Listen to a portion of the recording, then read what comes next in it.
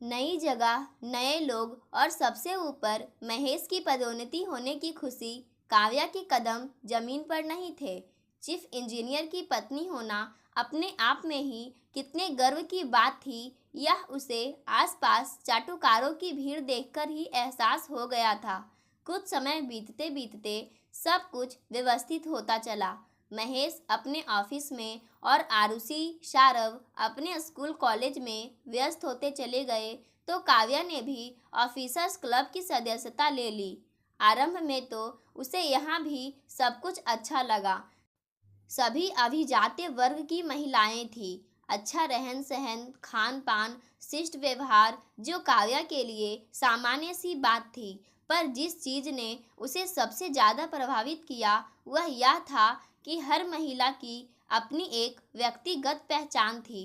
कोई डॉक्टर थी तो कोई लेक्चरर, राइटर या फिर ब्यूटिशियन। वे क्लब की सदस्य भले ही मिसेस गुप्ता, मिसेस मेहता के नाम से बनी थी, पर अब उनकी पहचान उनके अपने नाम और उनके अपने काम थे। ऐसे में काव्या को भी अपनी मिसेज महेश वर्मा की उपाधि बोझ लगने लगी थी। एक हीनता का बोध उसे चारों ओर घेरने लगा था। क्या वाकई उसकी अपनी कोई पहचान नहीं है? वह एक आम औसत घरेलू महिला मात्र है, जिसकी समाज में जो भी इज्जत है वह पति के ओहदे के कारण मात्र है। जैसे जैसे यह हीन भाव गहराता जा रहा था, काव्या को एक घुटन सी महसूस होने लगी थी। क्लब की फैमिली गैदरिंग में भी वह स्वयं को सबसे कटा सा महसूस करती। एक दिन उसने दबे शब्दों में पति से अपनी क्लब छोड़ने की मंशा भी जाहिर कर दी थी, लेकिन महेश को यह उपयुक्त नहीं जान पड़ा। मेरे ख्याल में तुम बेवजह हीन भावना की शिकार हुई जा रही हो। सभी तो तुम्हें इतना सम्मान देते हैं, यदि सदस्यता छोड़ोगी तो वजह क्या दोगी? यह ऑफिसर्स क्लब है, हर कोई तो इसका सदस्य बन नहीं सकता। फिर इसी बहाने सबसे मिलना जुलना हो जाता है। तुम नहीं जानती, हम भी ऑफिस के कई मुद्दे इन औपचारिक पार्टियों में ही सुलझाते हैं। महेश ने फुसफुसाते हुए राज की बात बताई तो काव्या की जुबान पर अपने आप ही ताला लग गया था। पर गुजरते समय के साथ साथ उसके मन में एक धारणा बलवती होती जा रही थी। अपनी युवा होती बेटी आरुषि को वह ऐसी किसी हीन भावना का शिकार नहीं होने देगी। उसे वह सब कुछ सिखाएगी जो आज के समाज में किसी भी सभ्य लड़की को सिर उठाकर जीने का हौसला दे सके। किसी बड़े शहर में आकर बसने का आरुषि की जिंदगी का भी यह पहला अवसर था। अन्यथा उसकी भी स्कूली शिक्षा तो अलग अलग कस्बों के स्कूलों से ही हुई थी, जहाँ जहाँ उसके पापा का स्थानांतरण होता रहता था। यह तो अच्छा हुआ कि इधर उसका इंजीनियरिंग में प्रवेश हुआ और उधर उसके पापा का इस बड़े शहर में पदोन्नति में स्थानांतरण हो गया, वरना तो उसे परिवार से दूर हॉस्टल में रहना पड़ता। काव्या ने बेटी को ऑलराउंडर बनाने के लिए कमर कस ली थी। काव्या ने स्वयं तो जिंदगी में 3 पहियों की साइकिल के अलावा और कोई वाहन नहीं चलाया था, पर बेटी के लिए उसने ड्राइविंग स्कूल से गाड़ी मंगवा ली थी। महेश से उसने साथ जाने का आग्रह किया तो वह साफ मुकर गया। मैं कैसे जा सकता हूँ? मुझे तो ऑफिस निकलना है, मीटिंग को तैयारी करनी है और भी ढेरों काम है। तो जवान लड़की को अनजान ड्राइवर के संग अकेले भेज दूँ? काव्या बेबसी से बोली। तुम ही क्यों नहीं चली जाती हो उसके साथ? घर के काम वापस आकर देख लेना। वैसे भी सारा कुछ तो नौकर करते हैं। फिर मजबूरन काव्या को ही साथ जाना पड़ा। 2 ही दिनों में उसे इसमें रस आने लगा था, जो उसकी बातचीत में ही झलक जाता था। तीसरे दिन तो आरुषि ने मम्मी को जबरदस्ती ड्राइविंग सीट पर बिठा ही दिया था। अब से आधे समय आप सीखेंगी और आधे समय मैं, लेकिन मैंने तो कभी साइकिल भी नहीं चलाई। काव्या के हाथ पांव फूल उठे थे। ड्राइविंग सीख लेने के बाद माँ बेटी का आत्मविश्वास देखते ही बनता था। काव्या ने अब बेटी को एक स्विमिंग स्कूल में भेजने का निश्चय किया, लेकिन बेटी के आम मध्यम वर्गीय संस्कार और संकोची स्वभाव आड़े आने लगा। वह माँ के बिना कॉस्ट्यूम पहनने और पानी में उतरने को तैयार ही नहीं थी। काफी दिन काव्या अपने अंदर के संकोच से लड़ती रही और आखिर बेटी की खातिर उसने अपने भय पर काबू पा ही लिया। जिस दिन उसने बेटी के साथ एक सुविधाजनक किंतु शालीन पोशाक में पुल में कदम रखा, वह दिन उसकी जिंदगी का सबसे महत्वपूर्ण दिन था। अब जब एक बार कदम आगे बढ़े तो फिर उन्होंने पीछे मुड़कर नहीं देखा। आरुषि के कदमों को आगे बढ़ाने के लिए काव्या ने उसके साथ कदम से कदम मिलाकर चलने को अपनी नियति मान लिया था। लेकिन अब आरुषि की यह कमजोरी उससे मन ही मन खाए जा रही थी। क्या यह लड़की सारी जिंदगी उसकी उंगली पकड़कर ही आगे बढ़ेगी? गर्मी की छुट्टियां हुई तो शहर में हॉबी क्लासेस की बाढ़ सी आ गई। काव्या ने दोनों बच्चों को उनकी मनपसंद क्लासेस में जाने की छूट दे दी थी। सारव ने तो अपने दोस्तों के साथ गिटार क्लासेस में जाना आरंभ भी कर दिया था। आरुषि तो अभी तक यही तय नहीं कर पा रही थी कि उसे सीखना क्या है, और काव्या को डर था वह फिर से माँ का पल्लू ना पकड़ ले। एक दिन एंकरिंग के क्लास में प्रशिक्षिका के रूप में एक परिचित चेहरा देखकर काव्या चौंक पड़ी। यह तो उसकी कॉलेज की साथी प्राची है। प्राची और एंकरिंग की क्लासेस ले रही है। काव्या हैरान थी, क्योंकि प्राची क्लास की सबसे संकोची और झेंप लड़की थी। उसने काव्या को अपने पास बुलाया।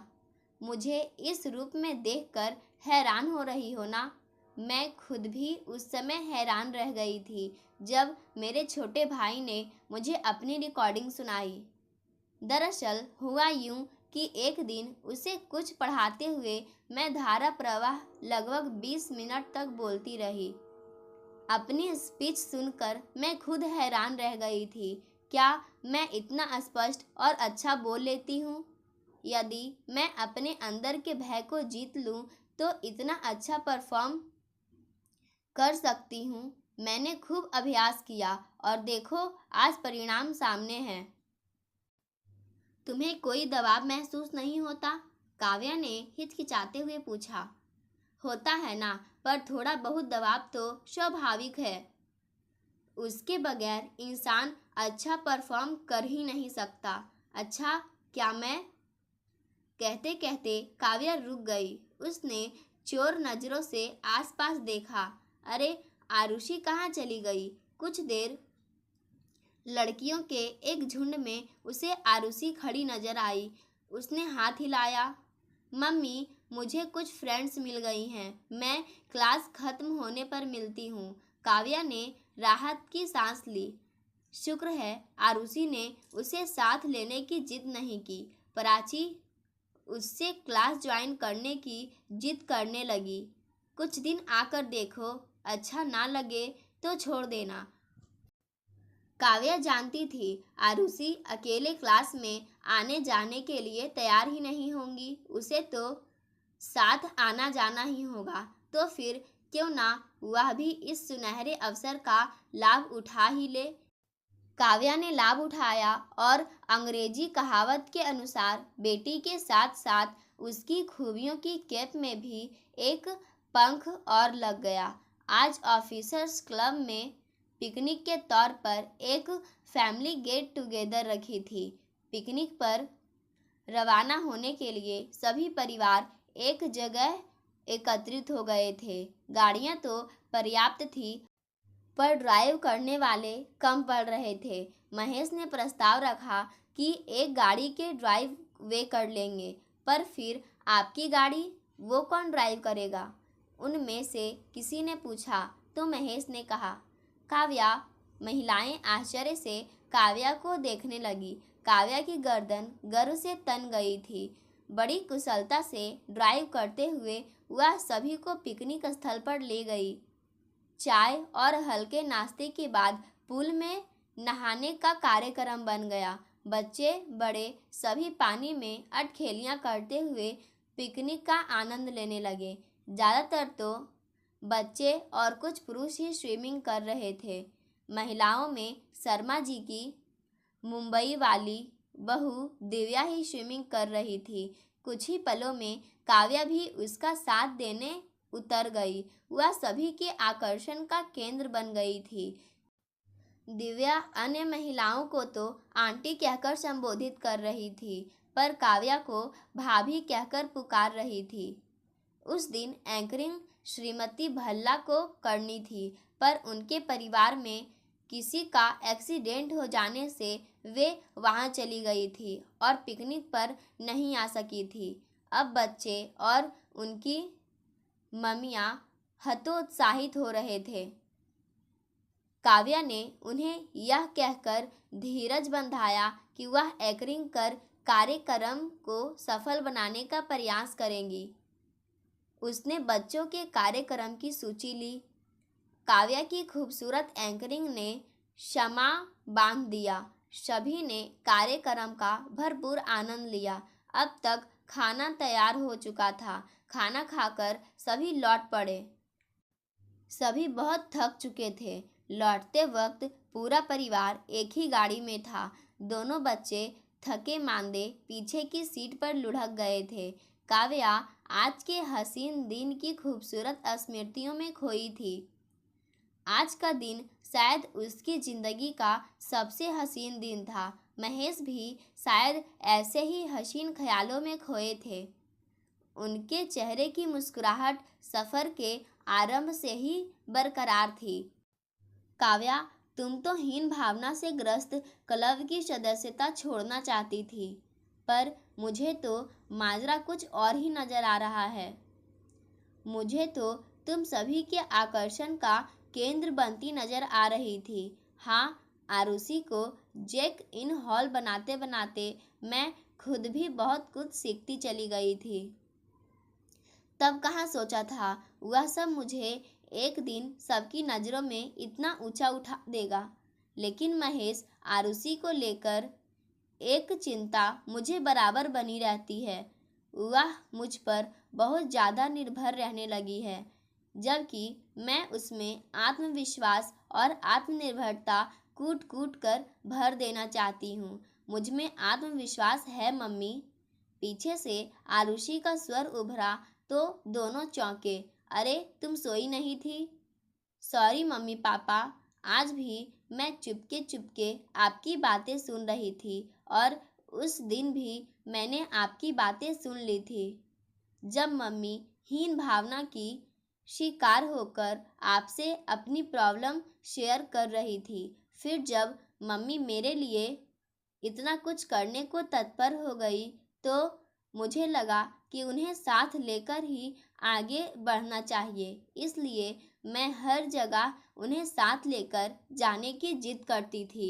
महेश गौरवान्वित थे तो काव्या की मुस्कुराहट और भी गहरी हो गई थी, क्योंकि आशंका के बादल छट गए थे और संतुष्टि की उजास चारों ओर फैल गई थी। पाठकों, आज की कहानी यहीं समाप्त होती है। धन्यवाद।